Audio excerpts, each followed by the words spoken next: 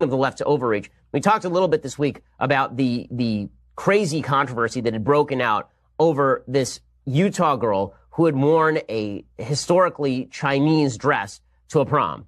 And the left went nuts. The hard left said that this girl had done something deeply wrong. It was cultural appropriation. It was terrible in every way. How could she? She's a bad person. And she refused to apologize, as well she should. Showing once again that strong people should not apologize in the face of overwhelming pressure when they are right. She was not wrong. Now, here's the part that's hilarious. And just goes to show that the identity politics of the left, I think, is boring people. Okay, there's an article from the New York Times, and here's the title of it. Prom dress that caused a furor in U.S. draws head scratching in China.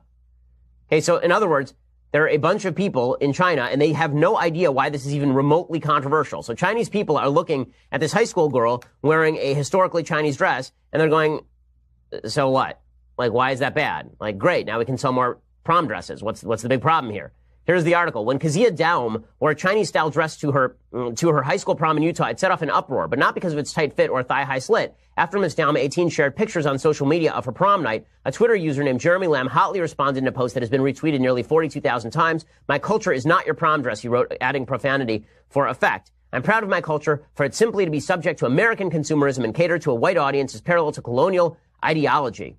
Okay, but when the furor reached Asia, many seemed to be scratching their heads. This is the New York Times reporting, not the Daily Wire, right? Far from being critical of Miss Daum, who is not Chinese, many people in mainland China, Hong Kong, and Taiwan proclaimed her choice of the traditional high-neck dress as a victory for Chinese culture. Quote, "I am very proud to have our culture recognized by people in other countries," said someone called Snail Trail, commenting on a post of the Utah episode by a popular account on WeChat. "It's ridiculous to criticize this as cultural appropriation," Zhao Yijun, a Hong Kong-based cultural commentator, said in a telephone interview. "From the perspective of a Chinese person, if a foreign woman wears a kipao and thinks she looks pretty, why shouldn't she wear it?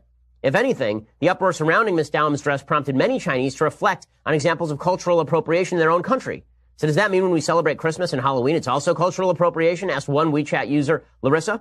Others were quick to point out that the kipao, as it is known in China, was introduced by the Manchus, an ethnic minority group from China's northeast, implying that the garment was itself appropriated by the majority Han Chinese. In its original form, the dress was worn in a baggy style mostly by upper-class women during the Qing dynasty, which ruled China for more than 250 years until 1912. It was only in the 1920s and 30s, when Western influence began seeping into China, that the kipao was reinvented to become a seductive body-hugging dress that many think of today. For many cinephiles, it has become inextricably associated with Maggie Cheung, the actress who wore a stunning array of Xiongsangs in War Kai-Wai's 2000 film In the Mood for Love.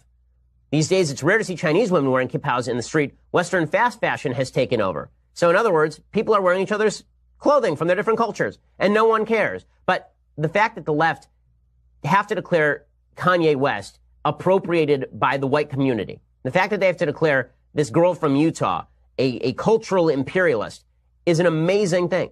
It's an amazing thing, and it's driving people out of their arms. The crazier they are, the more people are going to be listening to shows like mine. The crazier they are, the more people are going to say, "Really, guys, this is the best you have to offer?" The more the left lies about the idea that we're not brothers, the more the left suggests that we're not brothers and sisters, we're enemies who have to be boxed off into our own little ghettos, and we can't talk with each other, and we can't look at stuff in each other's culture and say, "Wow, that's pretty cool. Let's do some of that." The more we do that, the more people say, "Well, hold on a second, hold up."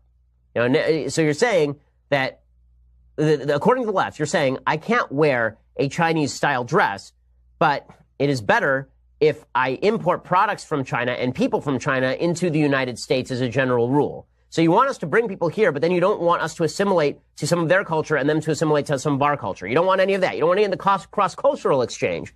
McDonald's is cultural imperialism, but it's very good when a bunch of illegal immigrants come into the country and don't learn to speak English. That's a great thing, according to the left. And that's unreasonable. Okay, it's an unreasonable position. And there are too many people in America who are reasonable to fall prey to the stupidity of this nonsense from the left. So good for them. Good for Kanye. Good for this girl for not bowing to politically correct pressure. And again, I think that kudos to the left for being as crazy as they are, because without them, I think Republicans would be losing a lot more elections. Okay, time for a thing.